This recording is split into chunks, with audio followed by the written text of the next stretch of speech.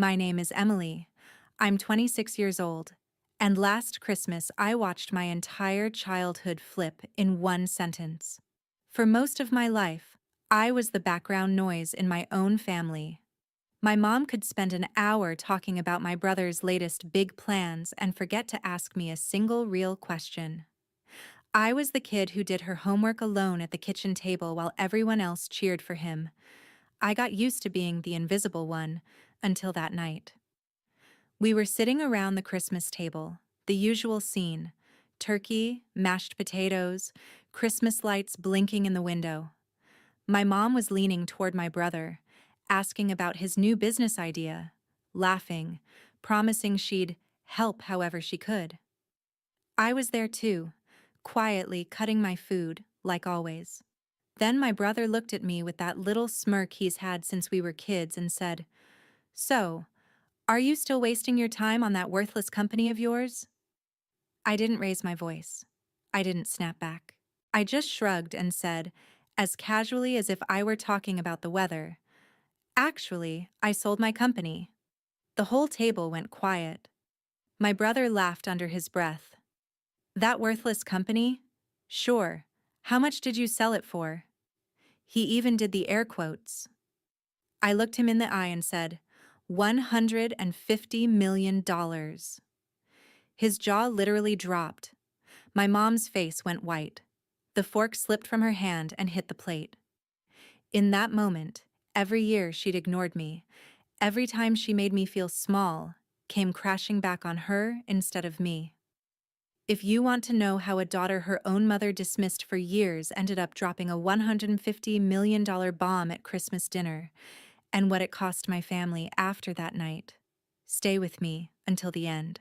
I wasn't always the woman who could drop $150 million at a Christmas table and watch her mom turn pale. At 8 years old, I was just the quiet kid hiding in the kitchen doorway, clutching a chipped plastic cup while my brother's 13th birthday looked like a coronation.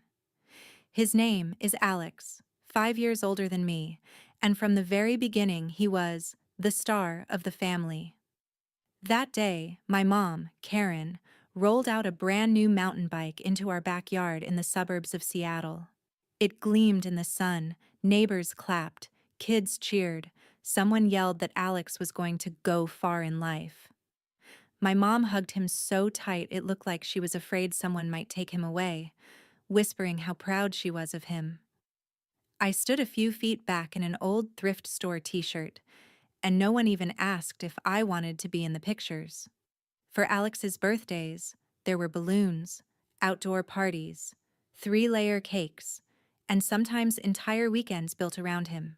For mine, there was usually a cheap cake from Costco, a couple of candles, and my mom half apologizing because she was so busy. One year, Alex got a Disneyland trip as a graduation present.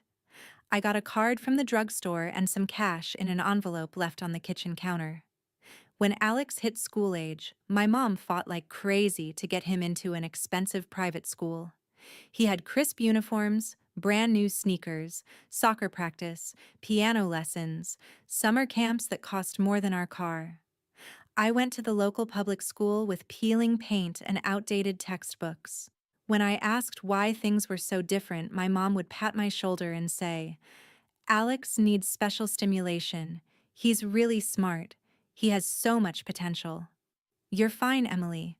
You'll be fine." It sounded like a compliment at first, but "you'll be fine" slowly turned into, "we don't have to try for you." My dad worked long hours at a bank and was barely home for dinner.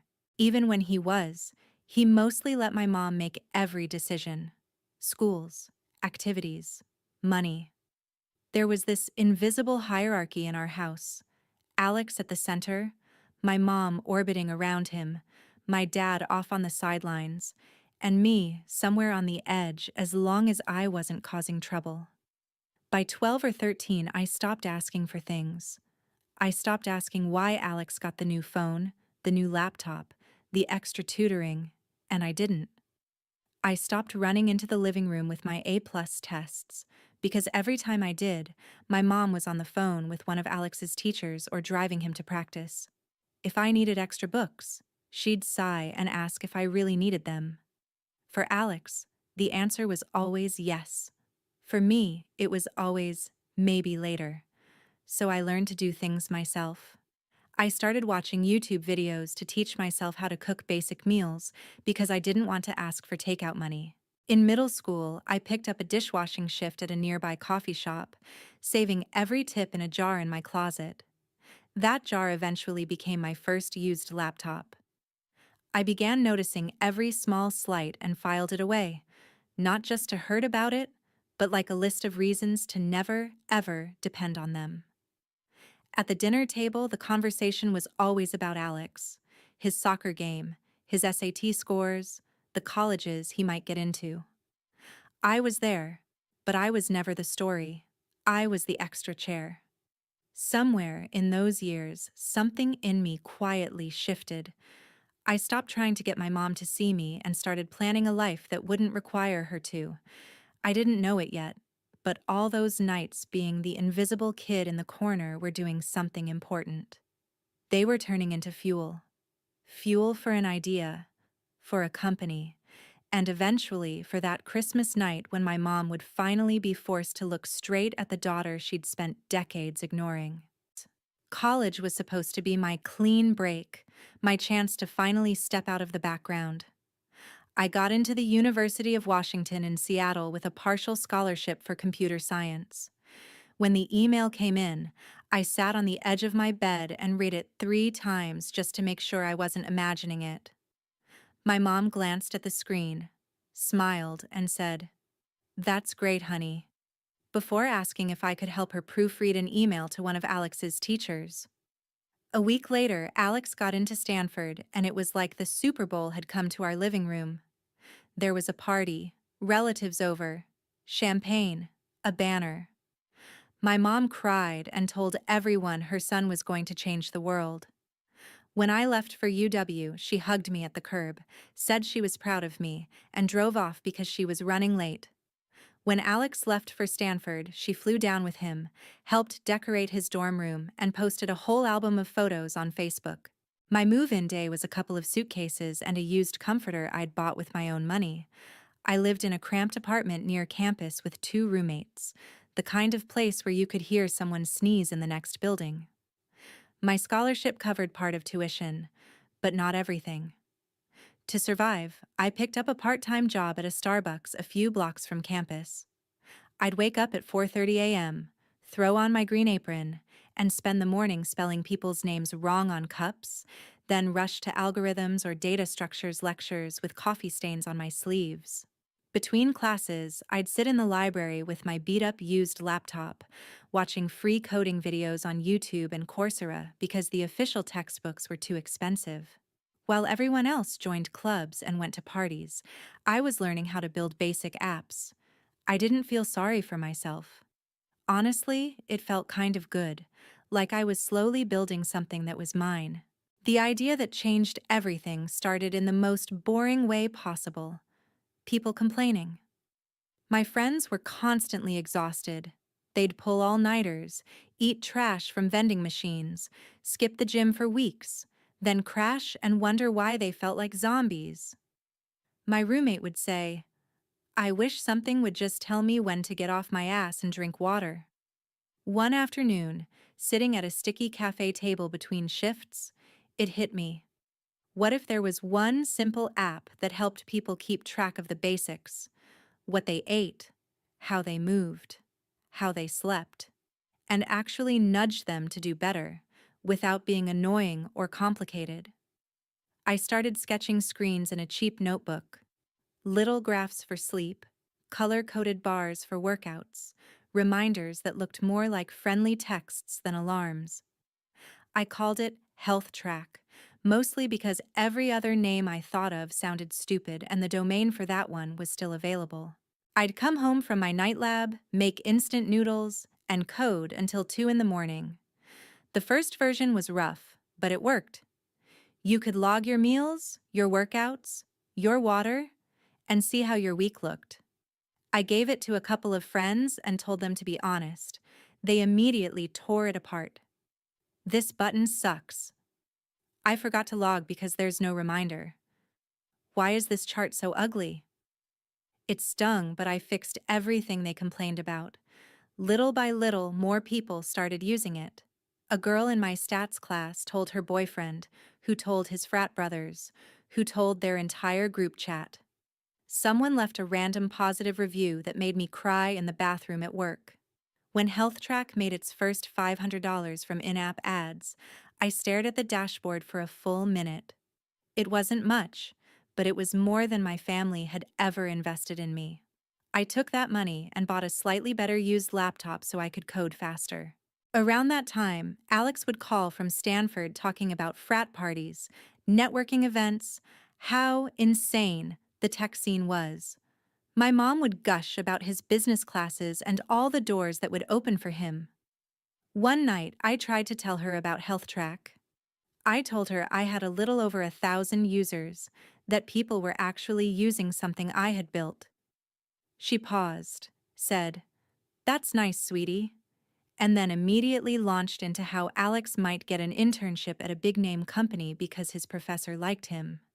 I sat there with the phone to my ear, listening to her talk about my brother's hypothetical opportunities, while my very real little app was quietly installing itself onto strangers' phones.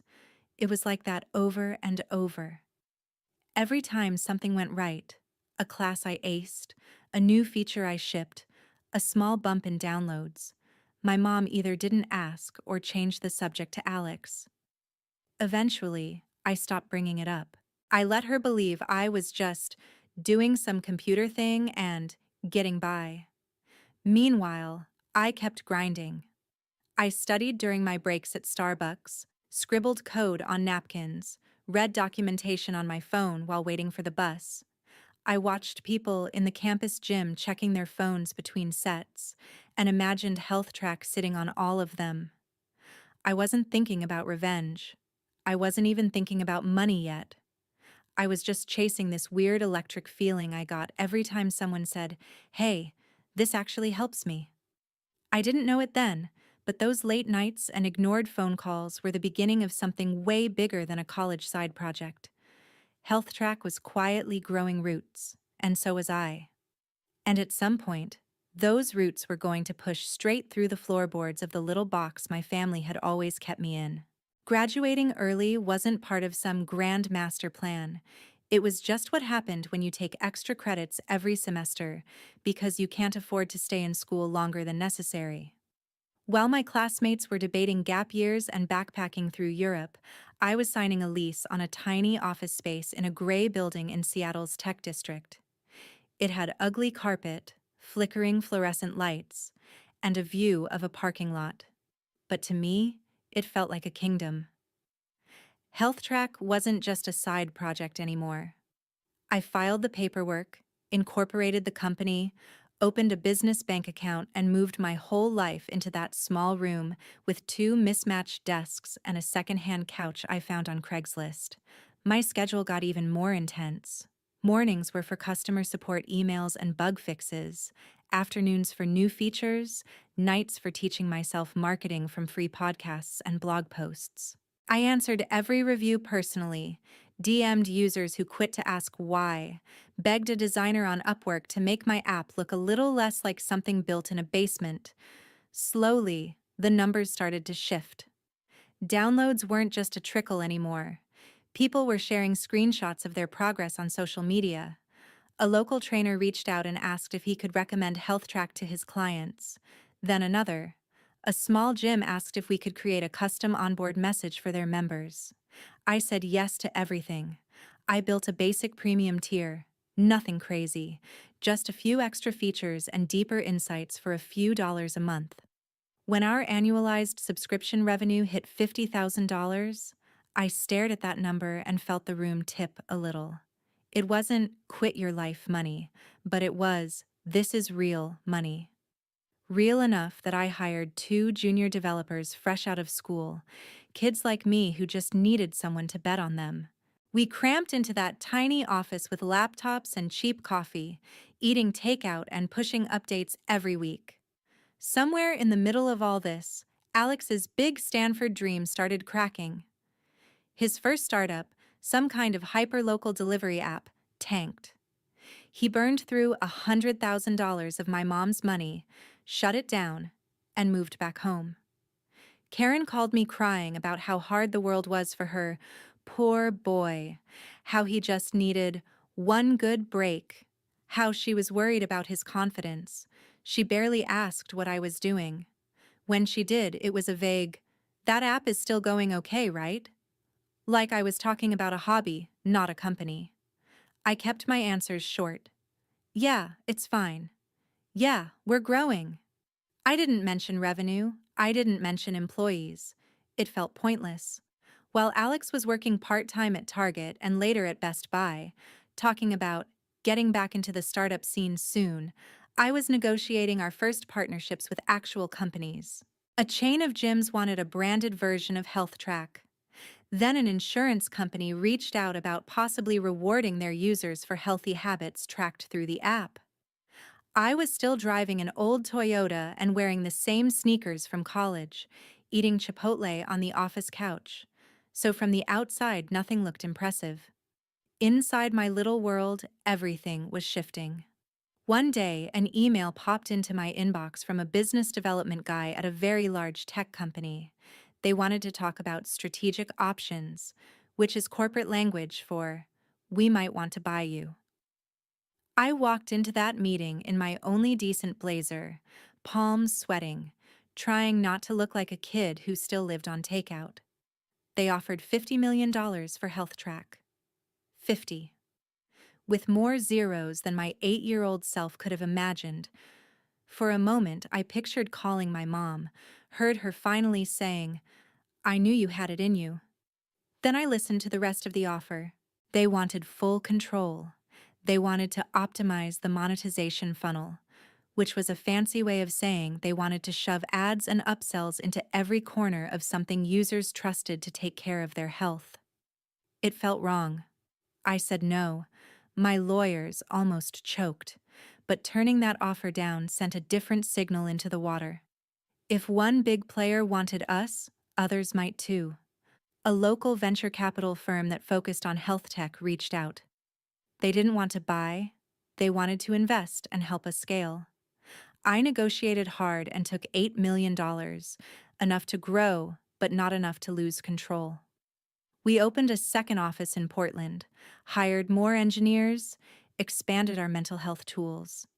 HealthTrack integrated deeply with Apple Health, Fitbit, all the big wearables. We crossed 1 million active users. Annual revenue climbed into 8 figures. At 25, I signed the papers on a modest penthouse in Seattle with a view of the water. I filled it with IKEA furniture and plants I mostly forgot to water. I still drove the same beat-up car. I still wore hoodies to work. But my life was no longer small. The offer that eventually stuck didn't come from a flashy tech company, but from a giant healthcare group that wanted to bring preventative wellness into their system. They didn't want to gut the app. They wanted to keep my team, keep the brand, and use their resources to reach more people. They offered $150 million. We negotiated terms for months, my days a blur of contracts and video calls and numbers that made my teenage brain short-circuit. When I finally signed, I walked out of that final meeting numb. After taxes, after bonuses for my team, after all the fees, I was left with roughly $90 million. $90 million more than anyone had ever thought I would have, including me. I didn't call my mom.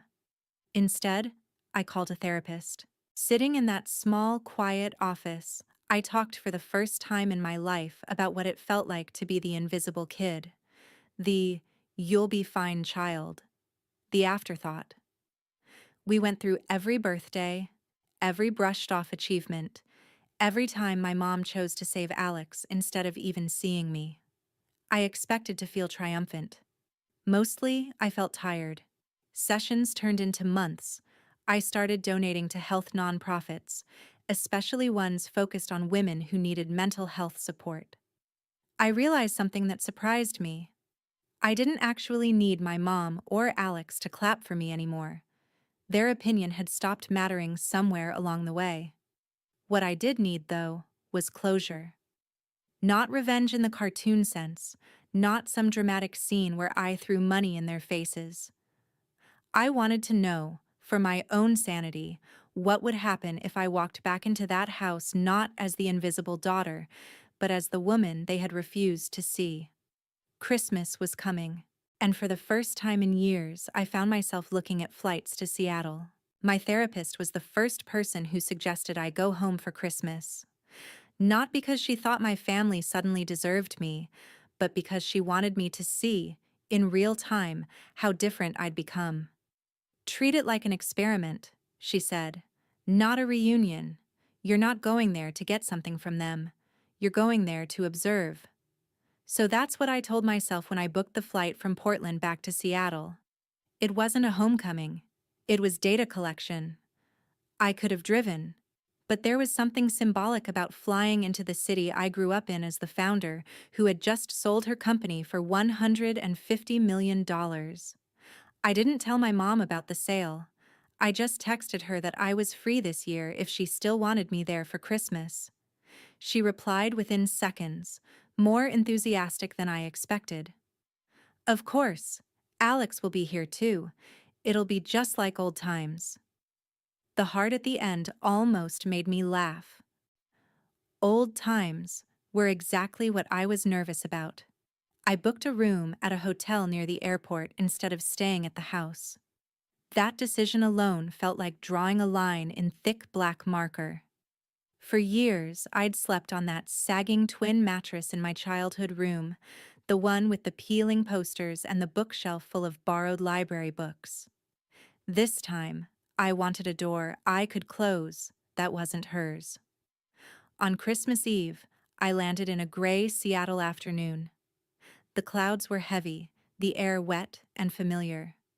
I checked into the hotel, dropped my suitcase, and just stood there for a minute looking at the clean, anonymous room. White sheets, neutral art. No history. No ghost of a younger me trying to be seen. The next day, I drove my rental car to my mom's house. The neighborhood looked smaller somehow. The same cracked sidewalks. The same pitiful little park at the end of the street. Her house still had the faded blue paint and the overwatered lawn. The only thing different was the plastic Christmas reindeer on the lawn, one of its antlers bent. My heart picked up as I walked up the front steps, but it wasn't fear. It was more like stage fright. The door opened before I could knock. My mom stood there in a flour-dusted apron, cheeks pink from the oven heat, the smell of roasting turkey rolling out behind her. For a split second, I saw the mom I used to chase after with drawings and test scores. Then the moment passed. She pulled me into a quick hug, more polite than anything. "Emily, you look so grown up," she said, stepping back to look at my coat, my shoes, my face, like she was evaluating a stranger's outfit. "How's work? Still doing your computer stuff?" "Yeah," I said, shrugging. "Still doing my computer stuff." She nodded like that answered everything and immediately launched into an update about Alex. "He was doing so much better," she said. "He had this amazing new business idea and was really turning things around." Her eyes lit up in a way they never did when she looked at me. "You'll see. He's been working so hard. I'm just so proud of him." I stepped inside. The house smelled like nutmeg and sugar and dish soap. The same artificial Christmas tree stood in the corner of the living room, loaded with old ornaments. There were framed photos of Alex in his football uniform, Alex at Stanford, Alex in a suit at some networking event. None of me. Not one. I spotted a picture from when we were kids. Alex on his new bike in the backyard, my mom's arm thrown around him, me blurry on the edge of the frame, half cut off. I almost smiled. "Alex," my mom called toward the living room. "Your sister's here." He was sprawled on the couch, watching an NFL game with a beer in his hand, one sock on, one off, like always. He muted the TV and stood up, giving me a once-over. "Well, if it isn't the coding queen," he said with a crooked grin. "Still single? Still buried in your little app thing?" I could feel my mom watching my reaction, waiting for me to laugh it off like I used to. I just smiled. "Nice to see you too, Alex." I put my bag down and followed my mom into the kitchen. She handed me a dish towel like nothing had ever changed. "Can you help with the salad? We're doing the cranberry one you liked when you were little," she said, already moving back to basting the turkey. She poured a glass of wine and set it in front of Alex, then poured one for herself. She didn't offer me any, just gestured toward the tap water like she always had. It was such a small thing, but it was all there. The invisible ranking, the automatic deference to him. I chopped vegetables, listening to them talk about his big plans, how she was going to help him get this one off the ground for real this time. No one asked if I'd driven or flown, where I was living now, what my days looked like. I realized I didn't care. I wasn't that kid anymore, waiting for a turn. I was taking mental notes. How she kept circling back to Alex. How he soaked it up. How automatically I had slipped into the role of quiet helper in the kitchen. When she finally called us to the table, my pulse picked up again. The plates were set the same way they always had been growing up. Alex at one end, my mom nearest to him, me off to the side. I sat down in my old spot, but I wasn't the same person. This time, I wasn't here to disappear. I was here to see exactly what happened when the ghost in the corner finally decided to speak. Dinner started the way it always had, with my mother directing every bit of attention toward Alex. She passed him the mashed potatoes first, laughed at every lukewarm joke he made, and asked about his big new venture like he'd already gone public. He launched into a rambling explanation about an online sports gear store, how the market is wide open, and he just needed a little capital to get it off the ground. My mom nodded along, eyes shining. "And of course I told him I'd help," she said, glancing at me like she expected approval. "A little push now, and he'll be unstoppable." I took a sip of water and kept my face neutral. The conversation rolled right past me. They bounced from his business idea to his workout routine, to some story about a guy he knew who almost got signed to the NFL. I could have been a piece of furniture for all they noticed. When my mom finally turned to me, it was with the same half-interested tone she used with telemarketers. "So, Emily," she said, cutting into her turkey, "you're still doing your computer job, right? Working on that app?" I set my fork down, feeling the weight of the moment float just out of reach. I could have said everything right then. Instead, I shrugged. "Yeah, still working on it." She smiled, relieved she didn't have to follow up. "As long as you're managing to pay your bills, that's what matters," she said, like I was a teenager babysitting for gas money. Alex smirked, swirling his wine. "Come on, Mom," he said. "You know Emily, she's fine. She's got her little project." His eyes flicked to me, and I saw it. The same condescending glint he'd had since we were kids. "Still wasting your time on that worthless company?" There it was, the word from the hook I'd been carrying around in my chest for months. Worthless. I didn't flinch. I didn't roll my eyes or snap back. I just looked at him and said casually, "Actually, I sold my company." The room went quiet so fast I could hear the hum of the fridge in the next room. My mom froze with her fork halfway to her mouth. Alex let out a short laugh. "What?" he said. "You sold it?" He did the air quotes again, the way he had when we were kids talking about my little coding thing. "To who?" "A healthcare group," I said. "They bought HealthTrack." Saying the name out loud in that house for the first time felt strange, like introducing a stranger to a family that had pretended you didn't exist. Alex snorted. Okay, so what? You got what? A couple $100,000? Enough to move out of your little shoebox apartment? His face was bright red now, half from the wine, half from the idea that I might have actually done something real without him. How much did you sell it for exactly? My mom was staring at me, eyes wide. Yes, she said softly. How much? I met his eyes and saw the challenge there, the assumption that he was still above me, no matter what I said. I let a beat of silence stretch out until I could feel the tension buzzing in the air. Then I said, clear and steady, $150 million. His jaw literally dropped. It wasn't just a saying. His mouth actually fell open, like his brain had disconnected from his body. The fork slipped from my mom's hand and clattered against her plate.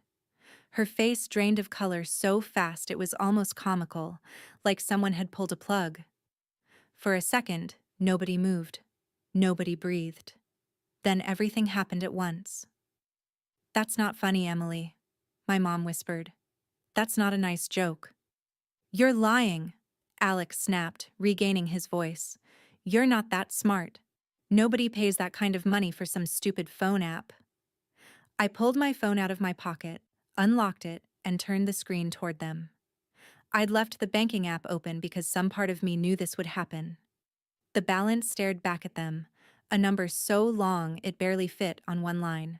This is after taxes, I said quietly. After paying my team. After everything. My mom leaned in, eyes darting over the digits, lips moving as she tried to count the commas. Alex grabbed the phone from her, hands shaking, and started scrolling like he was looking for a trapdoor. When that didn't satisfy him, he snatched up his own phone, typing furiously. A few seconds later, I watched my own face appear in the reflection of his glasses. My headshot from an article. His eyes scanned the headline. I already knew what it said because I'd read it once, alone, at 2 a.m. 26-year-old founder sells health app for $150 million.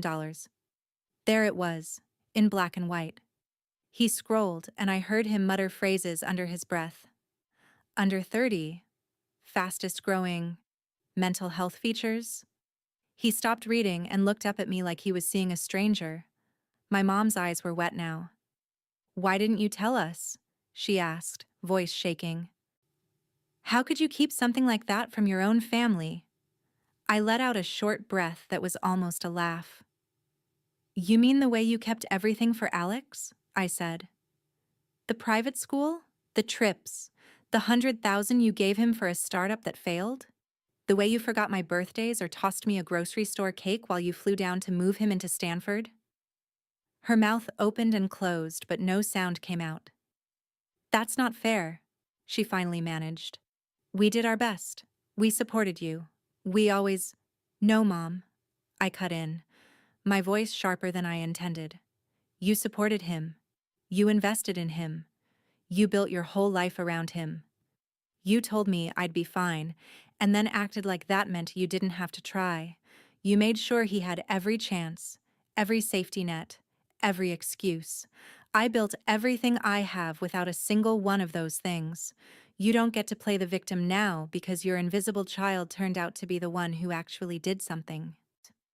Alex slammed his fist on the table, making the glasses jump. So what? You think you're better than us now? He shouted. You think money makes you special? You're still the same weird little sister who ate lunch alone and hid in her room.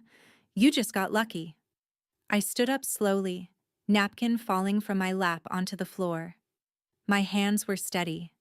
My heart was not racing. It felt strangely calm, like this scene had been rehearsed 1,000 times in my head, and I was just hitting my marks. Luck didn't write a single line of code, I said. Luck didn't answer customer emails at 3 a.m. or refuse a $50 million offer because it wasn't right. Luck didn't fix your messes, Alex. Mom did. Over and over.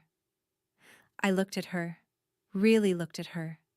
She looked small, defeated, like the foundation she'd built her world on had just cracked straight down the middle. "You gambled everything on the wrong child," I said softly. "And now you're just angry that the one you ignored learned how to win without you." My mom reached out like she was going to grab my wrist. "Emily, wait. We can talk about this. Maybe you could help Alex. Invest. We're family. We should stick together." There it was. Not, "I'm sorry." Not, "I was wrong." Just, "Help Alex." The hierarchy she'd built was so deep in her bones, she didn't even hear herself. I picked up my phone and slid it into my pocket. "I did stick together," I said. "For years. You just never noticed." I pushed my chair back from the table. The Christmas lights blinked lazily in the window behind them, reflecting off their stunned faces. "Enjoy dinner?" I added. "Merry Christmas." And then I walked out of the house I grew up in, leaving my mother pale, my brother speechless, and 20+ years of being invisible sitting at that table behind me. The fallout from that Christmas dinner didn't happen all at once. It was more like a slow-motion collapse. I went back to my hotel that night, kicked off my shoes, and sat on the bed in the dark, staring at the city lights through the window. I half expected my phone to explode immediately. It didn't.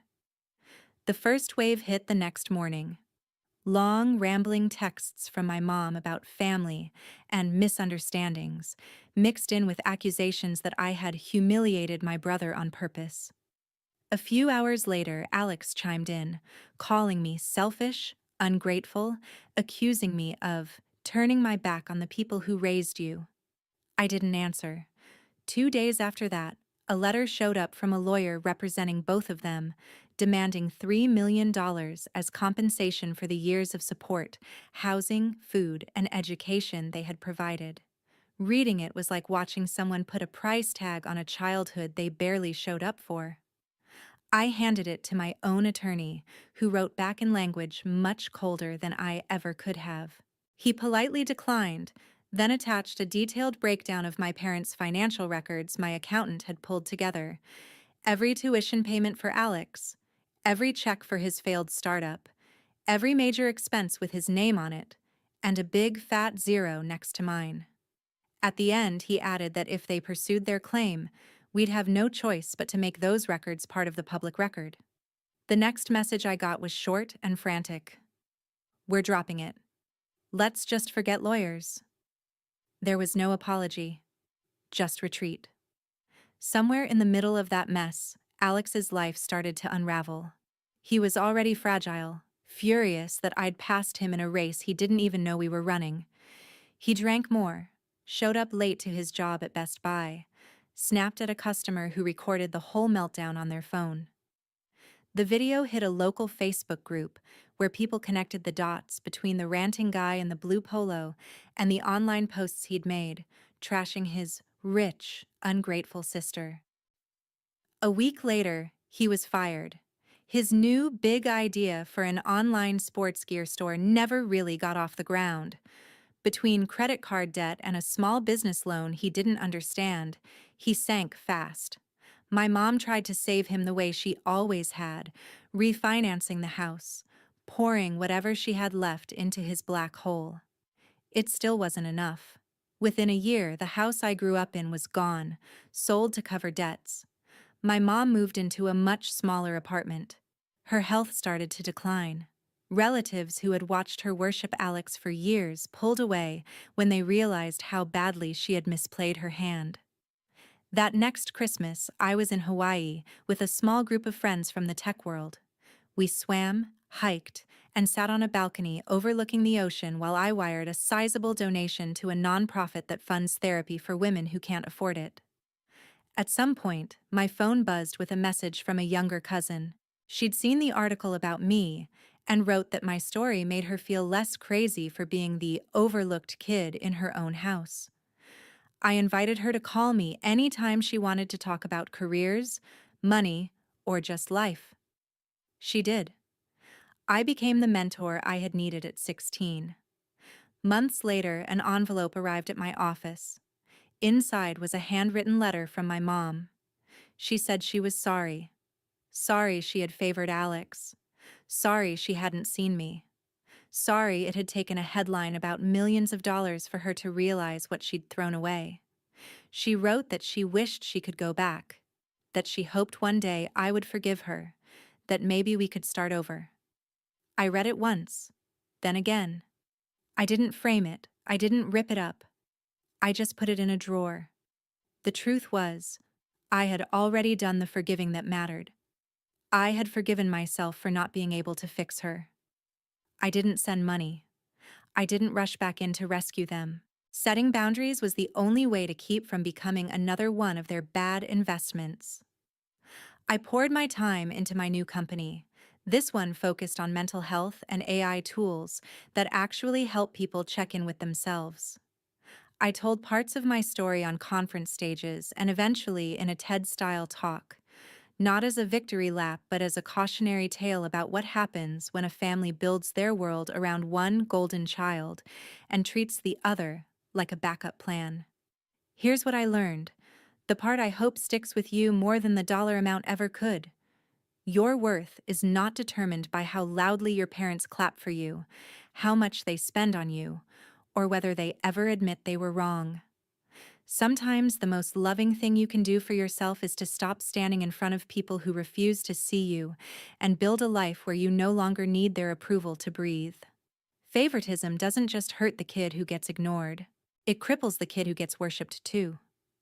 My mom lost her house. My brother lost his job, his excuses, and his safety net. I lost the fantasy that one day they'd wake up and magically become the people I needed them to be.